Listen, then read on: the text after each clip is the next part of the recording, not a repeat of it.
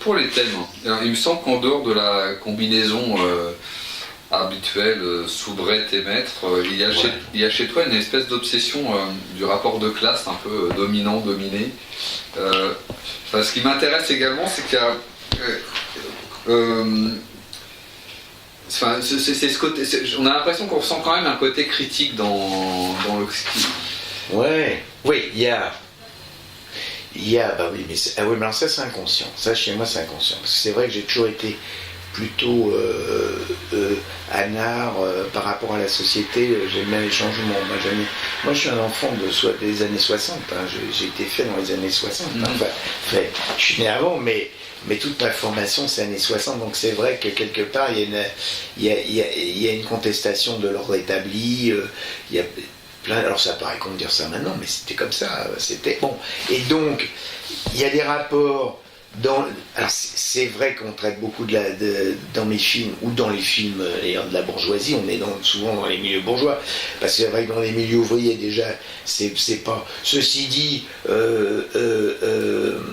justement, Love Théâtre, c'est une troupe de comédiens qui sont oui, là, c'est très mais c'est vrai que si tu prends le premier Indécence 1930 partie fine, alors elle est soumise, la baronne, mais lui, il va voir sa maîtresse et il se fait pas fouetter, mais presque, mais il est attaché comme un chien, il aboie, et donc c'est des rapports. Bon, mais d'ailleurs, il me semble, alors là aussi ça va être assez long ce que je vais dire, mais il me semble qu'il y a deux types de films chez toi. Il y a soit les petites bluettes, on va dire, comédie pure, où le sexe est totalement joyeux, comme Saint-Tropez, Ibiza, Tossigne. Oui, c'est un film de vacances, Et d'autres films qui donnent pas forcément une image super joyeuse des rapports de couple, hein. C'est-à-dire qu'on a l'impression que les rapports de homme-femme sont parfois assez brutaux, il s'apparenterait même parfois à du viol.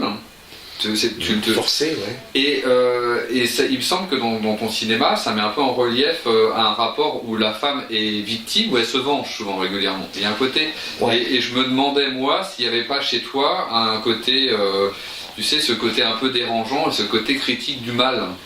Du mal M à accent circonflexe L. Oui, parce que c'est le mal dominant. Oui, le mal dominant qui. Oui, parce que c'est vrai que dans je reprends choses adolescentes, mais d'autres films, dans Bourgeoisie pute et tout, c'est une femme qui se venge, c'est les femmes qui ont le dessus. Ouais, puis moi, dans mes films, elles n'étaient pas toutes soumises. Hein. Il y a un côté mari ou homme un peu beauf, hein, et puis qui ensuite Et il y a les thèmes j'ai abordé moi les thèmes de la vengeance, parce qu'il faut bien un thème, parce que sans ça, sinon c'est le vendeur de pizza qui arrive, il y a ma pizza, j'ai pas de quoi vous payer, bon baisse ta culotte et je te baise, on en a rien à foutre de ça. Oui. Il faut bien qu'il y ait des thèmes. Alors il y a des thèmes, moi j'ai pris la vengeance par exemple, je dis dans Choses adolescentes, c'est l'histoire d'une vengeance, alors tu parlais des films comme Saint-Tropez et tout, les Saint-Tropez c'est les films de vacances, ça c'est les films de vacances. Bon, c'est bien avec ta langue, voilà, oui. Tu te régales, hein, Mazaza, c'est bien, bien, bien, c'est beau l'amour est coupé. Ok, patron. Vous êtes tous sensationnels, pas vrai, Coco? Oui, c'est vraiment pas mal. Peter. Parce qu'il y avait aussi, j'ai eu aussi des films imposés par les Allemands, parce que faut savoir que en milieu 80, Beate Huse m'a pris en exclusivité. Production et réalisateur. Alors, un coup c'était leur de fantasmes très spéciaux, des trucs. Des trucs dans la prison aussi, non? Oui, prison très spéciale. C'est pas. Et encore, j'arrangeais le scénar, mais alors c'était lourdingue. Et puis, heureusement, j'avais le droit quand même d'amener mes scénarios sur certains films, comme Bourgeoisie pute. Bourgeoisie pute, c'est. J'étais avec Michel Thureau, je dis on va faire Epitophe, je dis on va faire un film, un truc, je sais pas d'où ça m'est venu, mais il fallait des twists aussi, il fallait des twists. Alors Bourgeoisie pute, il y a un truc qui est très intéressant, c'était à 2 minutes. Bourgeoisie pute, donc c'est une bourgeoise qui démarre, ça démarre au cimetière, elle enterre sa sœur jumelle, avec qui lui a laissé une lettre, ainsi de suite. et elle va découvrir avec qui elle était plus ou moins fâchée, avec qui ils avaient pris le large. Et elle va à l'appartement de sa sœur, qui est certainement devenue fauche, un truc comme ça, et elle découvre sa sœur à travers les messages téléphoniques, qui était une pute, machin et tout. Il y a des très beaux plans dans l'appartement. Ouais, caméra au sol et tout, machin, les néons. Et donc, elle va prendre la place de sa sœur pour la venger. Ça, c'est le thème de la vengeance aussi. Elle va foutre la merde avec les clients, avec le banquier, et ainsi de suite. Bon, ça sont des scénars, on est parti, alors ça c'est un scénar, on est parti comme ça. Il y a un excellent dictionnaire qui est sorti, fait par Christophe Beer, qui s'appelle les films érotiques et pornographiques des années 60, 70, 80, qui est une sommité, une somme de renseignements incroyable. C'est très professionnel, hyper, bravo Christophe. Mais le mec qui me fait je sais pas qui a fait pas la critique, mais qui a donné le fil du film, le fil du film, lui, c'est extraordinaire, j'y avais pas pensé et je trouve ça génial, et c'est génial.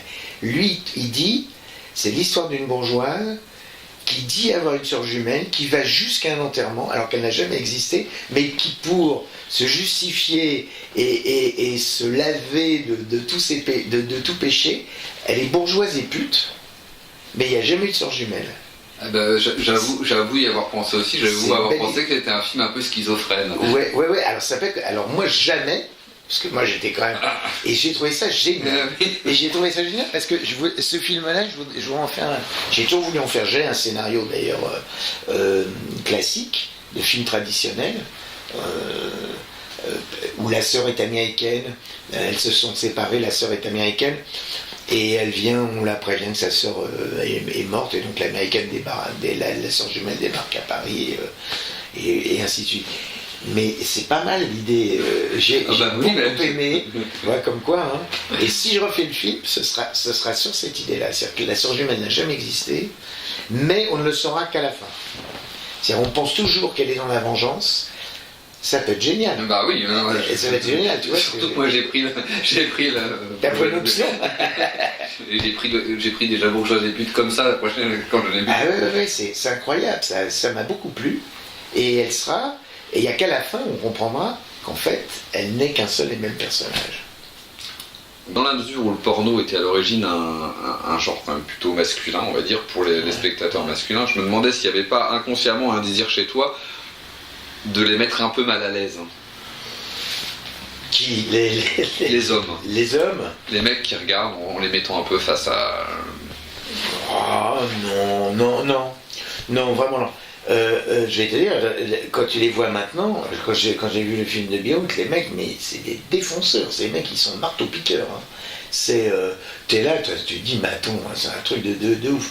Non, mais il fallait bien, je veux dire, moi j'aimais bien le cul, j'aimais moi-même dans mes rapports personnels, j'aimais bien le cul, donc je sais, j'ai fait passer des trucs perso, mais pas tout, hein, mais... Justement, j'aurais une question là-dessus. Mais pas tout. Et non, parce que par exemple... non, j'ai pas voulu gêner les mecs, le mâle, j'ai pas voulu le gêner. Non, et puis, moi mes filles, alors, il y a une chose dont on n'a pas dit, c'est que tu peux les prendre au premier degré, au deuxième degré et au troisième degré. Et j'ai toujours voulu mettre une note un peu, entre guillemets, au troisième degré, ils deviennent drôles. Oui. Et par exemple, un film comme Adorable Lola, c'est un film qui est assez noir. Hein. Ah, c'est un film qui est assez noir, ouais. Adorable Lola. Alors, d'où il vient celui-là, c'est encore une histoire. Mais, oui, c'est vrai, mais elles font tourner en bourrique les mecs.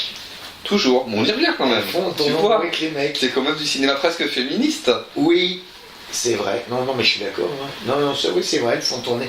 Ouais, mais c'est pas, je sais pas, c'est peut-être... Parce que, non, mais ça vient, là, si je sais d'où ça vient, c'est que dans les films que je connaissais, que j'avais travaillé, les mecs c'était tous des baiseurs, des machins, des trucs, le mal dominant, le truc, le machin. Et justement de prendre le contre-pied de ça, c'est pas mal non plus, tu vois. Ah oui, complètement, oui. C'est et j'ai pris le contre-pied de ça. Oui, à ce niveau-là, ouais, à ce niveau-là, ouais, je suis d'accord. Alors justement, voilà, le réalisateur et l'homme. Oui. Non, mais Alors le raison. X, le X, lui-même. est-ce que le X c'est du pur fantasme? Tu sais qu'on avait attaqué Argento en disant que pour faire du cinéma comme il le faisait, il fallait avoir l'âme d'un criminel. Il y avait un type qui avait dit ça. Alors est-ce que ce sont des fantasmes par procuration que tu filmais ou quelque chose qui te stimulait vraiment? Alors d'abord, c'est pas des fantasmes par procuration parce que j'ai toujours... Non, bah oui, mes fantasmes, faut pas déconner. Mais c'est vrai que on ne traite bien que ce que l'on connaît bien. Voilà, c'est toujours dire.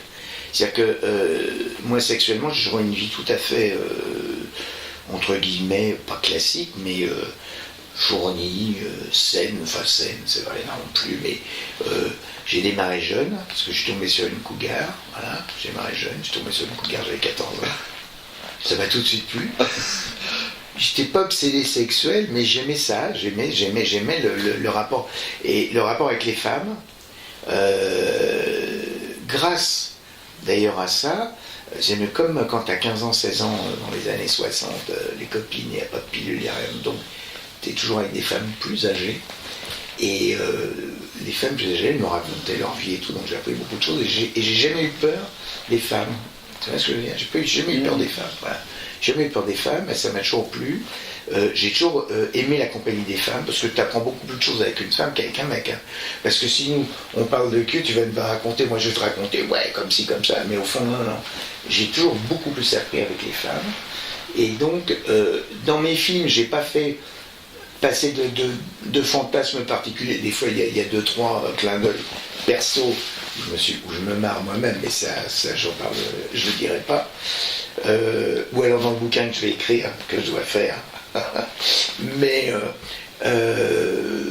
non, c'est pas les fantasmes, c'est la facilité. J'avais une facilité. Par exemple, il y a une chose, j'ai pratiquement jamais eu direction sur un de mes tournages. Je bossais. Et en fait, je pensais plus pas trop à moi, mais à 98%, je pensais plus au mec qui allait regarder le film. Voilà, j'étais généreux. Je pensais plus au mec qui allait regarder le film que moi. Et c'est pour ça que quand j'ai dit tout à l'heure, la baise, choum, en gros plan, machin et tout, au bout d'un moment, ça va. Donc, j'essayais des positions, j'essayais des pénétrations d'objets, ou j'essayais des accidents, ou des... Mais alors justement, c'est toujours un truc, la loupe, il y avait des loupes, il y avait des trucs. La loupe, c'est une scène qui est particulièrement... La loupe, elle est là. Mais, non, mais c'est pareil, justement, c'est-à-dire qu'on peut toujours avoir des idées abracadabrantes pour un film, mais qui ne correspondent pas du tout à des... je veux dire...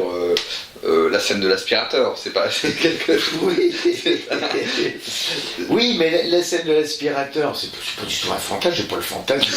Voilà, justement, c'était ça ma question. Mais non, on était pliés de rire. Oui, j'imagine. Alors, la scène de l'aspirateur, on était pliés de rire. Mais ça fait partie, j'arrivais, je dis, qu'est-ce que je vais faire là? Parce que j'allais toujours en repérage avant avec le chef-op, sur les lieux où on allait tourner. Donc j'avais vu l'aspirateur. Et donc, parce qu'au départ, elle n'est pas prévue dans le scénario. Elle n'est pas prévue dans le scénario, là, c'est l'aspirateur. Et parce qu'on voyait les décors, je sais pas, une semaine avant le tournage, donc le script était déjà écrit. Et donc, j'ai rajouté cette scène-là. Voilà. Mais l'idée, c'est que moi, j'osais pas le faire marcher, l'aspirateur. Et c'est Sylvie qui m'a dit, bah le et tout, j'ai joué avec mes tétons et tout. Je dis, bon, alors, et elle les lèvres. Et au bruitage, c'est moi qui ai fait le son des lèvres. C'est un délire. Et après, il y a une scène avec Alban, qui est son mari, où elle joue avec l'aspirateur, et oh, le Alban, il était fou. Il dit, déconne pas. Et il y a la queue qui monte, qui aspirait, hop, elle joue avec. C'est un délire. On se marrait. Oui, c'est ça, au bout d'un moment, c'est une autre dimension. Ouais, c'est une autre dimension. On est dans une autre dimension. Hein.